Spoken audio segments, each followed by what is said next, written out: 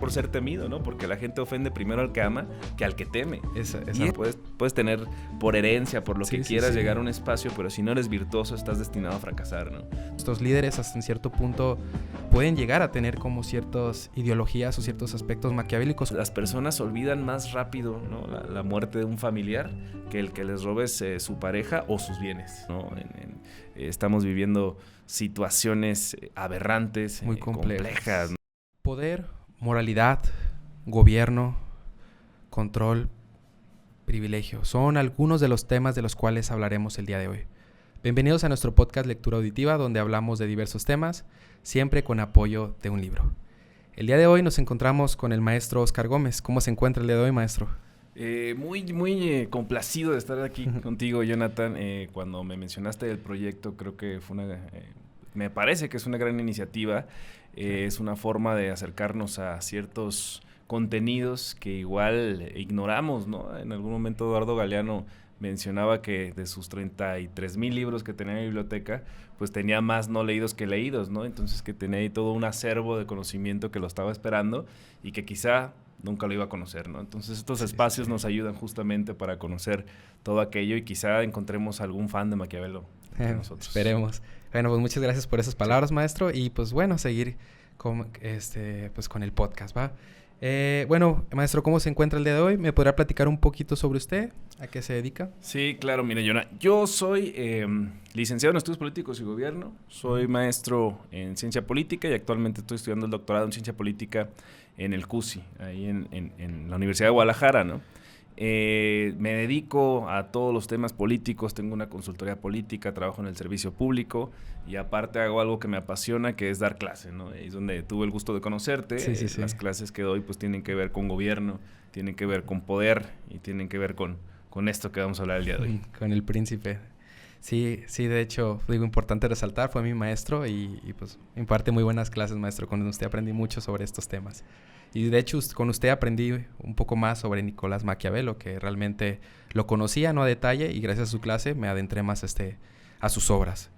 Y pues bueno, maestro, para las personas que no se hayan dado cuenta, ¿cuál es nuestro tercer invitado el día de hoy? ¿De qué libro hablaremos? Fíjate que cuando me propusiste de qué libro hablar, evidentemente hay un montón de libros, ¿no? No me quería ver como Enrique Peña Nieto, no sé, 3 títulos. Y obviamente, pues, diferentes géneros y demás te podría decir. Me encantaría hablar, por ejemplo, de Elmer Mendoza, ¿no? O de Ibargüengoitia, de cual me considero, pues, un fan, ¿no? De ese autor, de mi favorito, de los autores mexicanos.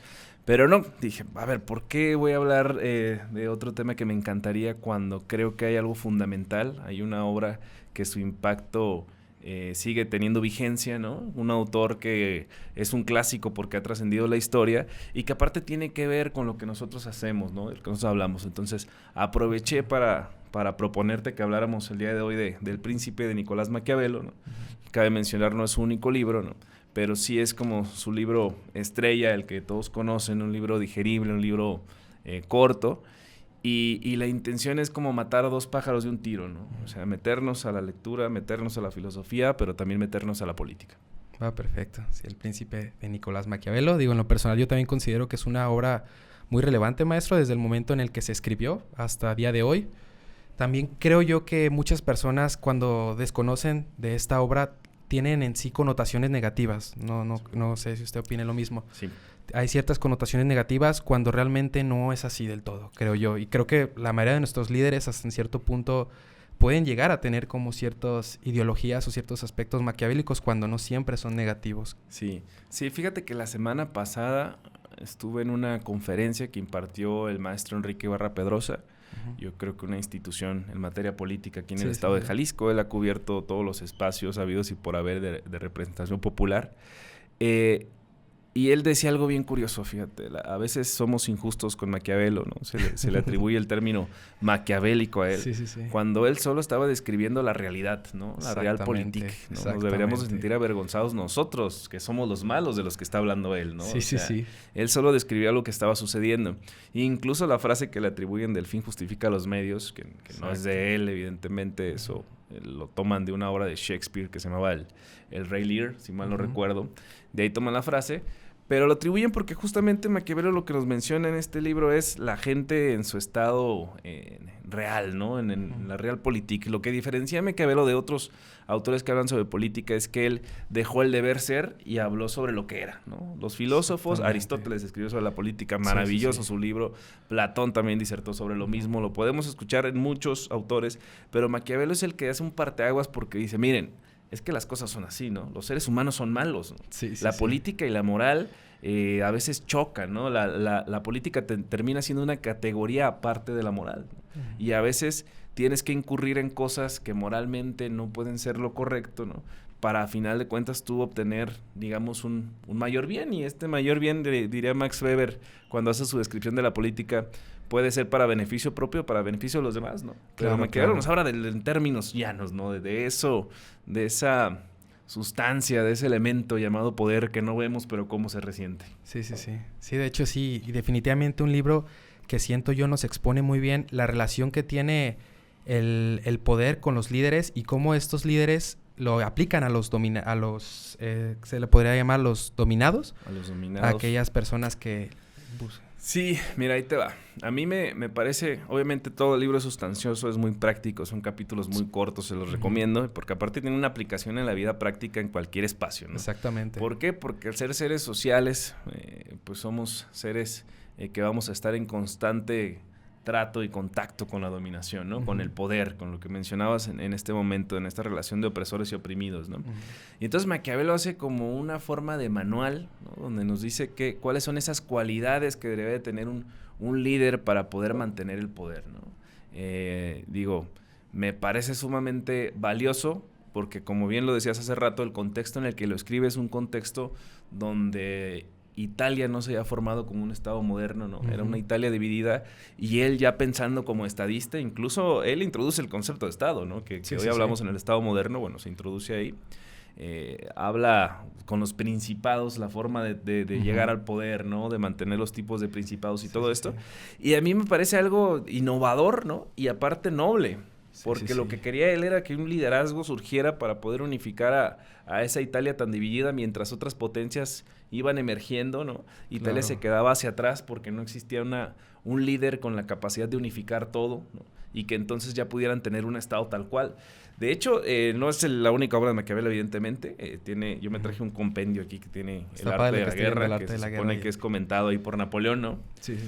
Pero incluso la milicia, como la entendemos actualmente, parte de los escritos de Maquiavelo, ¿no? Nosotros entendemos ya un aporte al Estado moderno tiene que ver con la institucionalización de los ejércitos, como los entendemos en la actualidad. Y este sujeto ya estaba escribiendo de eso, ¿no? En plenas épocas del Renacimiento, ¿no? Contemporáneo de otros genios como Da Vinci. Claro. Sí, de hecho, una pregunta que yo tengo. Tengo entendido que este libro Maquiavelo lo escribió para un príncipe, ¿no? ¿Lo dejó como una guía o algo por el estilo? Sí, mira, la historia, yo la he leído por lo menos en 3 libros distintos y a veces discrepan de una cosa u otra. Lo que no discrepa, lo leí con Alberto Bobbio, no, con Carl Smith. Carl Smith es un autor que lo mandan al exilio, ¿no? Y él en el exilio se va a Estados Unidos y ahí decía que él estaba en San Casiano. Y lo decía porque fue la parte a la que exilian a Maquiavelo en su momento, ¿no? Lo mandan a San Casiano, lo retiran de la vida pública. Y entonces él lo que hace es este libro, esta obra, a manera de redención, ¿no? Para poder obtener un espacio en el servicio público para hacer lo que más le apasionaba, supongo que era la política, y se lo dedica a Lorenzo de Medici, porque los Medici pues era una familia con bastantes recursos. Se dice que ellos son los impulsores de la banca, los impulsores de los museos, los impulsores de muchas cosas.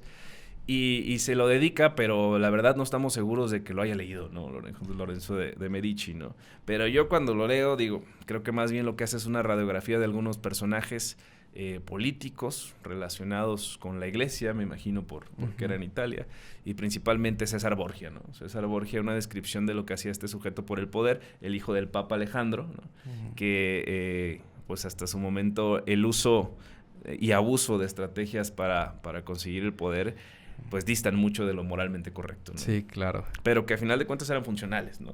Me parece muy valioso también como esa manera de poder plantearlo de una forma tan cruda, ¿no? De una forma tan desromantizada, el decir, a ver, pues es que el ser humano es malo por naturaleza, ¿no? El ser humano Claro. coincide ahí en algunos puntos, ¿no? Con Hobbes, es egoísta, es Es lo que ventajoso, iba a ¿no? comentar de Hobbes. Él te empieza a decir un montón de cosas, de descripciones de los seres humanos, ¿no? Te dice, es que los seres humanos son malagradecidos, ¿no? Por ahí hay un pasaje que me encanta porque yo lo he visto y es cierto, o sea, dice, es las personas olvidan más rápido, ¿no? La muerte de un familiar que el que les robes su pareja o sus bienes. O sea, no jamás te metas con los bienes o las parejas de las personas porque te Claro. perdonan más la pérdida de un familiar. Y dices, wow, güey, ¿no? Sí. Básicamente, en la semana vimos algo de eso con una señora sacando un arma, ¿no? Y detonándola a quienes le querían arrebatar sus bienes, que era su casa. Sí, claro. Y dices, güey, Maquiavelo lo escribió hace 500 años, 1512, por ahí lo estaba escribiendo, ¿no? Exactamente. Y así nos podemos ir capítulo por capítulo y vamos a encontrar su símil en alguna de las acciones que se hacen. A mí, yo tengo un texto publicado en una revista que se llama Transregiones, sobre la vigencia del florentino, porque justamente Maquiavelo era de Florencia. Y ahí narro algunas cosas que tienen mucho en común con la política contemporánea, ¿no? Con la forma de hacer política en la actualidad. Estoy seguro que los grandes liderazgos se han chutado más de una vez El Príncipe, ¿no? Te puedo decir que evidentemente Andrés Manuel López Obrador le entró con todo al Príncipe. Se dice que era de los libros de cabecera de algunas personas como Mussolini, ¿no? Bueno, este que traigo según Hitler creo que también, Napoleón. Este que traigo según eso fue comentado por Napoleón. Es el del arte de la guerra y El Príncipe, los dos. Ajá, aquí están fueron los dos, comentados por Napoleón. De la guerra. Okay. Perfecto. Sí. Y luego tiene otros libros que captan otra vez la esencia política tramposa, ¿no? Como que dicen, a veces en las cuestiones de poder o política, la mentira tiene un juego, ¿no? Tiene una utilidad. Sí. Y tiene un libro, una novelita que se llama La Mandrágora, que también capta la esencia de la naturaleza política de los seres, donde pues una persona utiliza todos los medios para conseguir lo que quiere, ¿no? Y empieza a hacer una manipulación de todos los espacios para al final del día pues llegar a conseguir lo que él quería, que era el amor de una dama, ¿no? Claro. Y luego tiene otro libro que casi no nos metemos, pero donde hace una descripción detallada de tipos de gobierno y demás, que se llama Los discursos en la década de Tito Livio. Se los recomiendo mucho. Es el más extenso. Y creo que es sumamente valioso, ¿no? Sumamente valioso la capacidad de análisis que tenía este sujeto en aquellas épocas. También hay un tema que a mí me parece definitivamente muy relevante de este libro, que es que Nicolás Maquiavelo nos habla sobre el privilegio y sobre cómo algunas personas adquieren ese poder de la noche a la mañana y que muchas veces ese poder no perdura o no dura. ¿Usted qué me puede comentar sobre eso? Fíjate que esa categorización que él hace, te digo, la podemos vivir. Él dice que habla de dos conceptos, ¿no? La fortuna y la virtud. Y la fortuna es algo que está fuera de tu control, ¿no? Exactamente. Que lo pone como la suerte. Y la virtud, ¿no? Ya son tus virtudes, ya es tu capacidad, tu habilidad. Maquiavelo, he escuchado y leído que tiende a identificar a la suerte como una mujer o algo por el estilo, a una entidad femenina, ¿no? Sí, eran otros tiempos. No voy a pedirle tantas cosas, ¿no? No, pero mira, al desarrollo que voy, entonces dice que hay principados hereditarios, hay principados mixtos, hay principados de diferentes tipos, y para cada uno da una serie de recomendaciones. Pero lo más valioso que se me hace entre tantas cosas es que te dice, la fortuna sin virtud tiende a esfumarse. Es decir, tú puedes tener la suerte, ¿no? Puedes tener por herencia, por lo que quieras, llegar a un espacio, pero si no eres virtuoso, estás destinado a fracasar, ¿no? Tienes que ser virtuoso, pero para ser virtuoso tienes que ser hábil, tienes que ser astuto, dice. Tienes que ser astuto como el zorro y fuerte como el león, ¿no? Astuto como el zorro para escapar de las trampas y fuerte como el león para espantar a los lobos, ¿no? Y todo eso se vive en todos lados, claro, ¿no? O sea, estamos inmersos en un espacio, desgraciadamente, ¿no? Y más en el sistema en el que vivimos, ¿no? Exacto, que es el capitalismo, ¿no? Está muy presente. La esencia del capitalismo es el agandall, ¿no? Así es. Y dice, a ver, si alguien, ¿no?, se quiere comportar como oveja entre lobos, pues va a terminar siendo devorado por los lobos, ¿no? Claro. Tenemos que entender en el contexto en el que estamos y hacerlo. Y fíjate que es donde veo yo el lado positivo de Maquiavelo, ¿no? O sea, que yo ayer hacía una reflexión ahí en mis redes sociales, ¿no? Dice, a mí lo que me llevó a la política, a dedicarme a las cosas de política, tenía que ver con con que en algún momento un profesor en primaria me dijo que era el espacio donde se podían cambiar las cosas, ¿no? Exactamente. Y dije, qué chingón, ¿no? Sí, Entonces sí, yo sí, me así quiero es. dedicar a eso porque quiero cambiar las cosas, ¿no? Porque Así quiero es. hacer yo crecí en la colonia Jalisco, donde había muchas necesidades, y yo no las tenía tanto, pero sí en mis compañeros las veía reflejadas, y bueno, pues ojalá, ¿qué se tiene que hacer, no? ¿No? Reflexiones ahí, pues, pueriles de un niño, ¿no? Pero luego me doy cuenta que la política no es un lugar, ¿no? Y lo decía una persona de aquí, ¿no? De Jalisco, le decían Félix Flores, fue presidente de la FEJ, y diputado y un montón de opciones, un personaje político, y decía, la política no es para el que le gusta, es para el que le entiende, ¿no? Y entender la política es entender esto, ¿no? Entonces, si quieres llegar al espacio de poder para poder generar un cambio positivo, tienes que entender que te vas a topar con todo este tipo de cosas, ¿no? Que para llegar vas a tener muchos lobos enfrente, que tienes que ser astuto, ¿no? Que tus buenas intenciones quizá no te dan para que en un espacio entre personas malintencionadas te puedan dejar llegar a lo que quieres. Exacto. ¿no? Porque creo que también en este libro, profe, nos expone muy bien también el no ser tan bondadoso, ¿no? O el no ceder tanto porque la gente abusa de eso y es cuando... Sí, ¿no? Te dice tal poder, cual, ¿no? O sea, es la lógica de todos los gobiernos que después hacen campaña, dice Maquiavelo. La gente olvida rápido, ¿no? Sí, o sea, la gente olvida rápido, por lo tanto los beneficios tienes que dárselos poco a poco, porque si los das de tajo, se los acaban. Y tú vas a ver que en campañas los beneficios llegan ya a unos meses de empezar campaña, ¿no? Durante todo el gobierno va algo tranquilo. ¿Por qué? Porque a la gente se le olvida, ¿no? La gente es, digamos, hasta un tanto malagradecida, ¿no? Diría nuestro... amigo Maquiavelo. Sí, y qué mejor manera que exponerlo que Maquiavelo, ¿no? Que también él creció paulatinamente en la política, ¿no? También creo que comenzó en rangos bajos y fue creciendo. Sí, no, desgraciadamente no llegó a espacios de toma de decisiones tan grandes porque ya no se lo permitieron, ¿no? No le permitió la coyuntura y demás. Pero pues dejó un legado impresionante que es este libro, ¿no? Hay cosas muy simples pero muy valiosas. Él decía que es mejor ser temido, ¿no? Ser amado, exactamente. ¿no? Pues es que si tienes... Lo ideal es las dos, pero si tienes que elegir, pues desgraciadamente tienes que elegir por ser temido, ¿no? Porque la gente ofende primero al que ama que al que teme. Esa frase me gusta muchísimo. Es contenido, dices, wow, cara. Sí. Que es muy relevante. Diana, ¿quién es quien te traiciona? Sí, claro. Al final de cuentas, tus seres cercanos, ¿no? Los que tienes tus enemigos no te van a traicionar porque ya sabes que son tus enemigos y ahí están, ¿no? Exactamente. Y esas reflexiones las estaba haciendo Maquiavelo hace 500 años, ¿no? Sí. Y tienen vigencia, digo. Yo invito a la lectura que lo hagan. Hay cosas que han tomado de la cultura popular. Hay un autor que se llama Mario Puzo, el que escribió El Padrino, también una obra magnífica. La película también está buenaza, pero los libros no tienen desperdicio, ¿no? Y vas a ver que encuentras varias alusiones al príncipe, ¿no? Cuando el Padrino se deshace de todos sus enemigos de un solo tajo. No quiero spoilear a nadie, ¿no? Pero véanla. Él lo toman de aquí. Sí, cierto. Ahorita toma del capítulo del ciudadano Agatocles, no me acuerdo cómo se pronunciaba. Él hace eso para poder llegar al poder y lo describe en el capítulo como de los principados que se obtienen mediante los crímenes, ¿no? Obtuvo el poder porque estaba en una condición donde no podía llegarlo a no ser un ciudadano noble y lo que hizo pues fue matar a los nobles, ¿no? Así fue. Sí. Bueno, creo que ahí si van a editar censuran la palabra... ¿En cuál? Desvivir.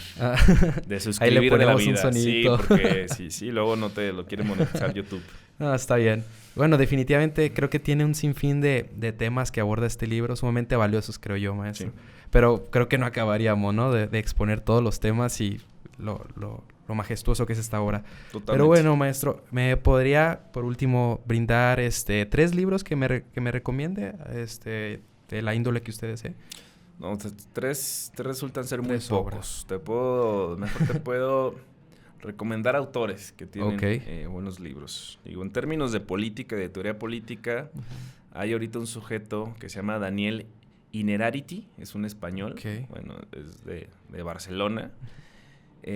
Sus libros es Política para tiempos perplejos, tiene una teoría compleja de la democracia. O sea, cuando los lees te das cuenta te hace una descripción de la política que estamos viviendo en estos tiempos.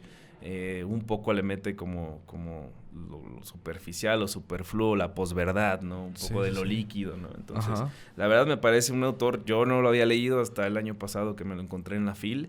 Y me parece un autor de cabecera para quien se quiere dedicar a los asuntos públicos, ¿no? Y mi autor favorito mexicano es Ibargüengoitia. Me encanta la sátira con la que escribe, ¿no? Te escribe pasajes sucesos que marcaron la historia de México y nomás le cambia los nombres y le mete la categoría irónica. Te vas a encontrar un libro, por ejemplo, que se llama Las Desvividas, ¿no? Que está basada en la historia de las Poquianchis, ¿no? Se llama Las Muertas, pero pues bueno, que no censure ahí YouTube. Y luego te encuentras Los Relámpagos de Agosto, y luego te encuentras... Él describe, por ejemplo, en una novela lo que estaba pasando cuando asesinan a Obregón, León Toral, ¿no? Con otros personajes. También te platica un pasaje de la Independencia, de cuando descubren la conspiración. Y bueno, tiene uno que se llama Instrucciones para vivir en México, que no tiene desperdicio. Es una crítica y una sátira al gobierno en turno, al gobierno priista. Él falleció relativamente joven en la caída de un avión, pero ya en su estrellato. Y me parece un autor sumamente valioso, ¿no? Ahorita yo les mencionaba a Elmer Mendoza, y Elmer Mendoza también es un gran autor. De Sonora o Sinaloa, que mezcla elementos como de la cultura pop, pero también como del narcotráfico, pero agarra temas de la guerrilla, de lo político, de la represión, de la defensa. Está muy bueno, ¿no? En Elmer Mendoza. Y yo noto que pues, parte de su narrativa la agarro de Ibargüengoitia, ¿no? Por eso yo siempre recomiendo a Ibargüengoitia. Y digo, ya en términos, digamos, de lo que yo he estado leyendo ahorita, traigo un rush ahí con los españoles. Juan Carlos Monedero tiene un libro que se llama... se me fue el nombre del libro. Es un manual... te paso el nombre, ¿no? Juan Carlos Monedero. Me llamó la atención ahorita porque Juan Carlos Monedero fue en su momento un factor político interesante que empezaron a mover un movimiento político en España a partir de medios como ¿no? De medios alternativos. Tenían La Tuerca con Pablo Iglesias. Juan Carlos Monedero era el profesor de Pablo Iglesias y ellos crearon el partido Podemos, que en su momento los llevó a la vicepresidencia de España, ¿no? Y me parecía chido, ¿no? En términos filosóficos, los clásicos me encantan, ¿no? Aviéntense a Descartes, ¿no? Me parece... Leviatán de Thomas Hobbes, me acuerdo que usted me lo recomendó. Hobbes es buenazo, gran libro, ¿no? También. Juan Jacobo Rousseau hablar el contrato social no tiene desperdicio, ¿no? Y así nos podemos ir, Jonah. Montesquieu, aviéntenselo, claro que sí, ¿no? Y así les gusta la política más práctica. La otra vez me encontré unos libros de un autor que se llama Robert Greene. Son las 38 leyes del poder y luego las 33 estrategias de la guerra y bla, bla, 48 leyes del poder. Y más que lo que escribe, tiene pasajes o contenido histórico muy interesante, ¿no? Y hay un autor que también yo recomiendo que todo el mundo lo lea porque es un filósofo surcoreano que actualmente está hablando de los temas vigentes. Se llama Byung-Chul Han, sus libros son cortos, ¿no?